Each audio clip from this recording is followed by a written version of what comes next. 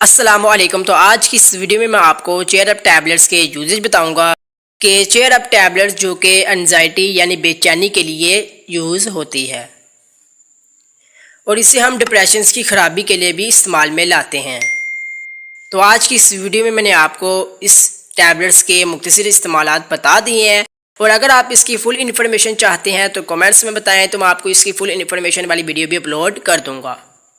और अगर आपको ये वीडियो अच्छी लगे तो वीडियो को लाइक करें, कमेंट्स में ज़रूर बताएं और मेडिकल इन्फॉर्मेशन चैनल को सब्सक्राइब करें और बेल आइकन को लाजमी प्रेस करें ताकि आपको इसकी न्यू वीडियो बखूबी आसानी से मिल सके। तो मिलेंगे नेक्स्ट वीडियो में न्यू मेडिसिन के साथ, तब तक के लिए मुझे इजाज़त दें। अल्लाह हाफिज़।